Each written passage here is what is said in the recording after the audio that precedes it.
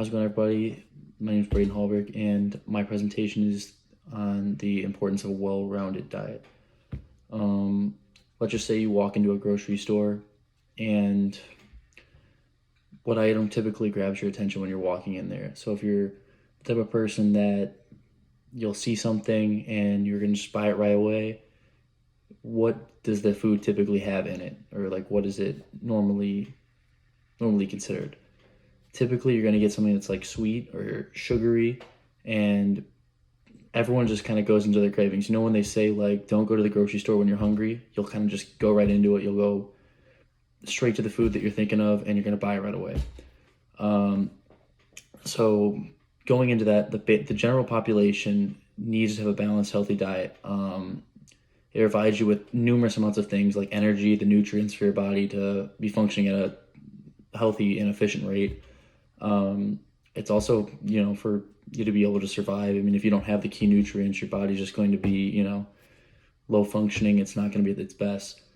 Combining a healthy diet with just a great lifestyle, healthy lifestyle, just that working out aspect, it just kind of doubles it and enhances everything. It reduces the risk of heart disease and cancer and obesity. For me, like in my family, typically we're always big on like staying in shape. We played tons of sports growing up, basketball being one, football being one. For me, unfortunately, I competed and I let all of that kind of go out of my head. I just kind of fell into a hole, just tons of fast food, got myself into terrible shape and paid the prices for it and had to kind of work myself up the mountain. But my first topic is talking about the reasons and excuse for people not having a good diet. To start, people like to say that they're too busy with things going on in their life. They can't meal prep. They can't cook the foods. And all of it honestly just comes down to time management and just being lazy. I mean, I think the cost overall for me, what I'm paying is like 50, 60 every 4 to 5 days, which is typically not too much if for a single individual myself. But I'm also bodybuilding, so it's completely different. But typically people like to go to fast food restaurants, and that's a lot more expensive. So for example, typically like a Starbucks, like a coffee, be like anywhere from like $2, $3. Typically most people will get like, a sandwich with it. That'll be like an additional $4. So you're spending already $8 when you could get a pack of beef, which is like 16 ounces. And it is a healthy alternative, lean beef. Typically that's like $8. So, it's just kind of picking what you want. People like to say that dieting is way too confusing, but if you take into this one term, it's calories in, calories out. So if you're trying to lose weight, calories out. If you're burning more, you're going to lose weight. But also putting on muscle, it's just learning the macros, proteins, fats, carbs. It's just simple things like that. If you can get like apps such as MyFitnessPal and like macro and calorie trackers, it's going to make everything 100 times easier. But yeah, also it's just, if you don't want to go into that, counting calories, you can always just portion control and just kind of eat the same thing, roughly about the same thing every day, or just, just read the labels on the boxes and, try to balance it out. My next one is having a well-balanced diet prevents sickness and illnesses. Foods with added sugar trigger the liver to dump high amounts of fats into the bloodstream. A high sugar diet can lead to insulin resistance in tissues, disrupting the endocrine system. Typically, this can add extra weight to your body, weakening your bones and making your organs work harder, so like heart disease and stuff like that. Although the studies have shown that alcohol can be a cardioprotective, have cardioprotective effects, this is only true if it's in small amounts. And most people typically nowadays, they just kind of they go crazy. So, I mean, like, that's not ideal. It's not going to happen. Also, too much alcohol can increase blood sugar or blood pressure, lead to heart failure, dementia, and then the risk of colorectal, breast, liver, mouth, larynx, and pharynx, and esophagus cancer. So just like a ton of cancers altogether. It's just not a good thing. It's basically just putting poison in your bodies, Just make smart decisions. Plants such as vegetables, fruits, whole grains, legumes, nuts, seeds, just everything like key foods that you would typically think of have all the key nutrients and vitamins that just, your body needs, like fiber, which helps against some cancers, The next one, Having a well-balanced diet improves your mental health and your confidence in a whole. Um, basically,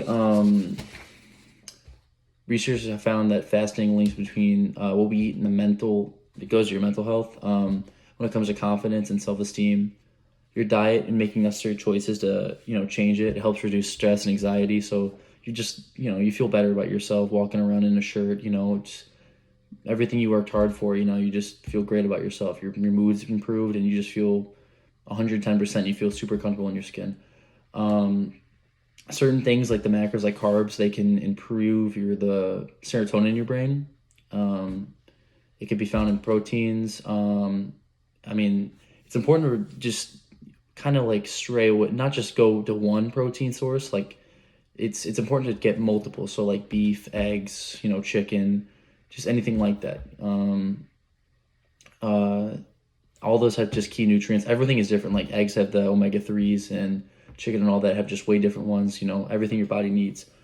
Um, it's true. Like drinking alcohol may give you that slight confidence boost because you remove the buzz and everything like that. But it's not like when you have that boost from just having a nicer body, having that health, that good health aspect, and just feeling good about yourself. It's not that little one short term type thing, because it is a stimulant, and then at the end of the day, after you all party and stuff, you're gonna have it's a depressant as well. So the next day you're gonna be feeling those side effects, and you're gonna feel like garbage. Um, Avoid drinking. Recommended for guidelines at least 2 alcohol-free days a week. So I mean, if you're removing alcohol from your system, you're gonna just overall feel better.